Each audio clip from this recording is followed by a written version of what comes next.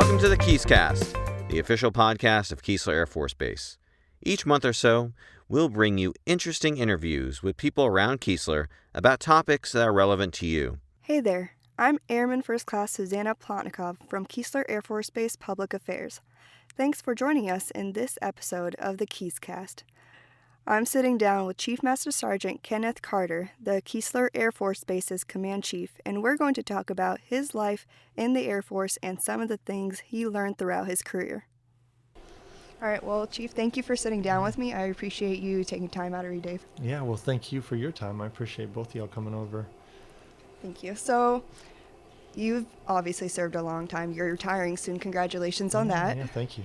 So how long exactly have you served? So when I retire in March of 19, it'll be 29 years. What made you decide to stay in this long? So to kind of start out a little bit on my career, my grandfather was prior military, retired Senior Master Sgt, served in World War II. So I grew up listening to his stories.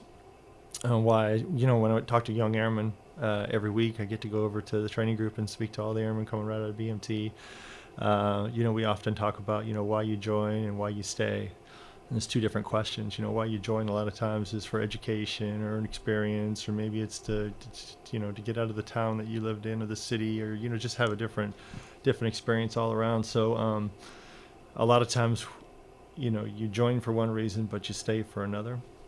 And to your question, why I stayed so long, sounds like I've been in for an extended amount of time, but 29 years went by very quickly. And to be quite honest with you, when I joined, I didn't know I was going to do 20 years. I mean, I wanted to make it a career, but I really didn't know what that meant. What is a career in the United States Air Force? Is it defined by 20 years or 30 years or whatever it ends up being? But I just... as I look back on it, the reason I stayed is because of the people. I got to do a lot of different things in the Air Force. Air Force gave me a lot of opportunities, a lot of different jobs and opportunities that I've had throughout my career. But as I look back, the one thing that really resonates with me is it's the people that allowed me to, develop and grow as I progressed in my career. And it is exactly why I stayed for 29 years. That's awesome. So you mentioned that you had different jobs in the Air Force. What were they? So I started my career out as an aircrew flight equipment technician. Back in 1990, it was called aircrew life support. So basically what that is that's somebody who takes care of the pilot's equipment, inspects their helmets, their oxygen mask, their parachutes, survival gear. You get to go to a lot of the different training that the Air Force provides for that specialty, which was the survival schools, combat land survival, water survival, parachuting water survival, Arctic survival. And then I get to teach continuation training. So every year the air crew had to go through an upgrade or a refresher course, and I got to teach that. So in that career field, it's very diverse, and you get to do a little bit of traveling, but a lot of it's out in and out of the office. There's some in-shop work, obviously working on equipment in a controlled environment, but a lot of it is on the flight line, working with aircraft, interacting with people, the air crew members, which is what I really love to do. I spent my first 12 years doing that. During that 12 years, I went to my schoolhouse and taught for 4 years as an instructor at Shepherd Air Force Base, which was great because here, 3.5 years out of the career field, coming right out of tech school, I get to go back to my tech school and teach. So then I get to develop the young airmen and share experiences, even though I'd been in for a short period of time. Mm-hmm. Share the experiences that I looked forward to when I was a tech school student. What's going to happen when I get out to the field? What kind of job am I going to have? What kind of aircraft am I going to work on? What am I going to experience? And then I got to share that, integrating that into the curriculum over the course of 4 years at Shepherd Air Force Base. So I enjoyed that. And then I went on to other opportunities in that career field. And at 12 years, I had to make a decision. Do I want to stay or follow my passion to teach? And an opportunity opened up for Airman Leadership School instructor, and then eventually became a commandant. So I went to Incirlik Air Base in Turkey, and I had the opportunity to teach there and then become the commandant of the schoolhouse. I did that for 2 years, and had opportunities in that career field to stay in PME, but I quickly identified as a Master Sergeant now that I wanted to do something more. Not that I couldn't get to where I wanted to go and continue to develop people and grow myself in the PME career field, but I looked for opportunities. Again, the Air Force presented other opportunities for me, and that was to become a first sergeant. So I really love that, because that's right in the roots of growing people, developing people, and helping them in their careers. And so I became a first sergeant, and I did that for 11 and a half years.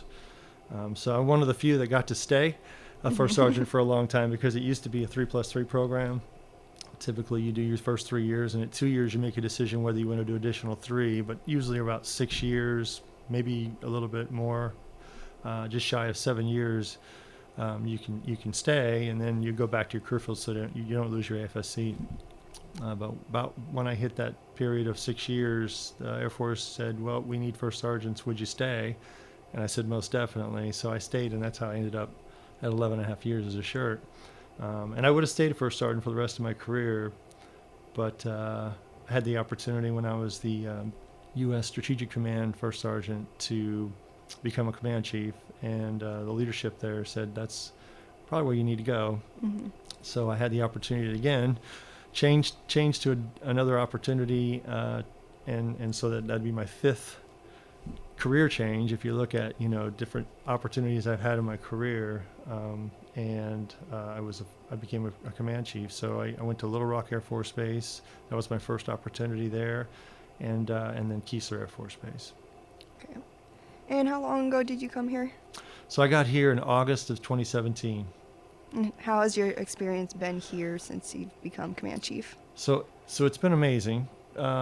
And the reason I say that is because I spent, if you look back at my career, about 9 years in Air Education and Training Command, from tech school instructor to staying in AETC at Randolph Air Force Base to become a PME instructor and commandant. So about 9 years. And I left the command, went off to do the other things that I mentioned. And then now here I get to come back, and I finished my career in Air Education and Training Command, working with an amazing team of people, and getting to see our best and brightest that society has to offer, America's sons and daughters, joining our service, our Air Force, mm-hmm. And serving. And I get to listen to their stories on why they joined, and talking a little bit about why they may stay longer than they may anticipate staying. But just listening to, what makes them laugh, what makes them cry, what they dream about, what they want to get out of their Air Force experience, the background that they come from, and their values, and trying to integrate that into, there's so much you want to share with them, 28 and a half, almost 29-year career, and in a very short period of time. But I get to do that every day. So I don't take that for granted, and I look forward to that. So that's what I've really enjoyed about Keesler. That's good. That's good to hear. So you talk about airmen and their stories and memories that you've had throughout your Air Force career. What memories have really stuck out? So I think the ones where someone had maybe a struggle in their career, and I think if you look back at my career and I look at the opportunities that I've had to interact with people as an instructor or teacher, as a first sergeant, as a command chief, it's all been about giving back and trying to help somebody else get to the next, wherever they want to go, whatever goal they had, and helping them to achieve that. So when I look back and I think about all the people that I've had the opportunity to interact with in my career, it's the ones that, struggled and tried to figure out, how can I reach this goal, and helping them get there, and then watching them achieve that. I mean, there was one young airman, he came up to me about 6 months ago, and he's a first sergeant now. He was a tech school student that I had when I was a senior airman teaching at Shepherd Air Force Base. He was a young airman who had just joined. And he came up to me and he said, I stayed in the Air Force because of you. And I said, what do you mean? He goes, well, you're my Block 2 instructor at Shepherd. And I said, really? And he goes, yeah. And he goes, it wasn't because you taught me about being a life support technician. I mean, you had that down. He goes, it was the things you said between us working on the equipment about life, about being the best you could be, and learning and being the best airman, and trying to get the most out of your Air Force experience. And he goes, when I had struggles along the way, I remembered, you talking about never give up, always, you may fall down, but get back up, and how you can recover from something. And he goes, I had a lot of ups and downs in my career, and there were many times I wanted to just quit and give up. He goes, but here I am today. And so he's wearing a diamond, and he's a first sergeant. And so it made me feel really good about that, because you don't know. It's just the smallest thing that you say to somebody could have a huge impact. And you just, in the course of my day of teaching, I probably said a lot of things I don't remember.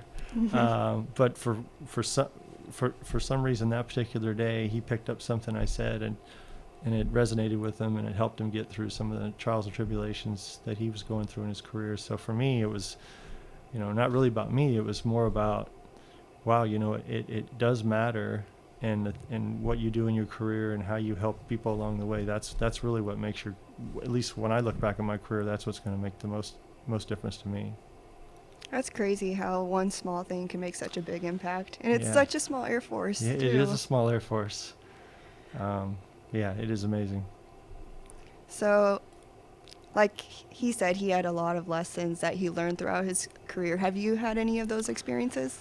I have. I tell you, I don't think I know everything because I have a lot of stripes on my sleeve. I look at these chief stripes as, that's every enlisted stripe. So every day when I wake up, I put my uniform on, I look at those stripes and I say, I got to earn these today. Every airman, from airman all the way to Chief Master Sgt, I wear their stripes. I represent them. So I don't take that for granted. So I try to look at every conversation I have with somebody as a learning opportunity. For me, I don't know everything, but I am a firm believer that collectively, as a team, as a group, there's nothing we can't do. I tell the chiefs that, there's nothing that we can't do. With all the stripes in the room, and you represent the enlisted corps, we should be able to fix or help somebody in their career. And so I truly believe that as a team, yes, collectively, but individually, I've just learned so much from just daily interactions, talking to people, getting out to learn what they do, how they connect to the mission. That's kind of really what I listen for. If somebody doesn't, if I ask them what they do for the Air Force and they tell me, well, I work at the medical group, or I work at mission support group or training group, I kind of expand that a little bit more into, okay, but how, so the mission, the Air Force mission, what do you do for the Air Force mission? And they kind of look at me like, well, I just told you, this is what I do, this is my job.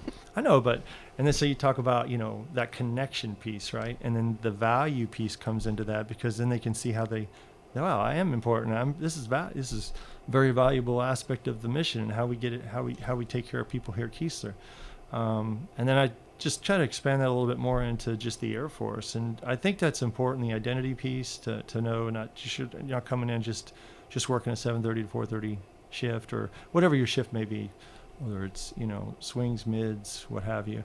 But that you are valued and your voice is important.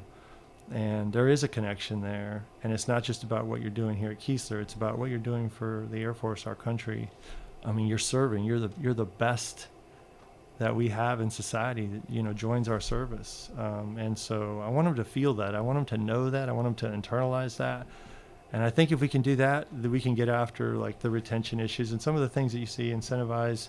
We incentivize a lot of things, but I really think it comes down to just eye-to-eye contact, having a conversation with somebody, getting to know where they come from, their values, and integrating that into what we share in our Air Force culture.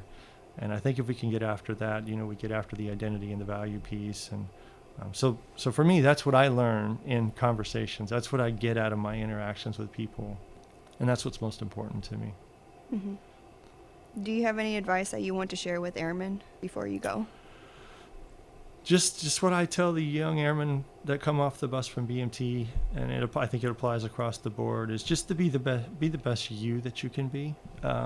You're not going to be 100% every day. I'm not 100% every day. I try hard every day. I think that's the best thing you can do, is just try to be your best every day. Learn everything that you can, take every opportunity the Air Force gives you and cherish that experience. A lot of it's going to be hard, and it's going to be uncomfortable. And I talk about that, about being uncomfortable. Right about the time where you feel like, well, I'm really good at what I'm doing and I'm comfortable, look for an opportunity to get uncomfortable. Because you're going to learn from that. You're going to grow as a person, and then you're going to be able to share that, and your perspective is a lot broader, and you're able to later down the road, you don't see it coming, but the Air Force is going to continue to challenge you, and you're going to have these opportunities, and you're going to reflect back on something you learned or maybe something you did that was uncomfortable, and you're going to be able to draw on that experience, and more than likely, at least in my experience, it helps somebody. It helps somebody else. You just don't know. So I always tell people, be your best, and then help the person to your left and your right be their best. Try to figure out, get to know the people. Again, where they come from, what they value. Do they know how important they are, and connect them to what they're doing in the Air Force, and just help them reach their goals and be the best person that they can be. I think that's the most important thing. Mm-hmm. Well, thank you for the advice. I really needed to hear that. I'm sure somebody else has. So thank you for your time, Chief. Okay. Well, thank you. I really appreciate you taking the time out of your day to come over again. You're great at what you do.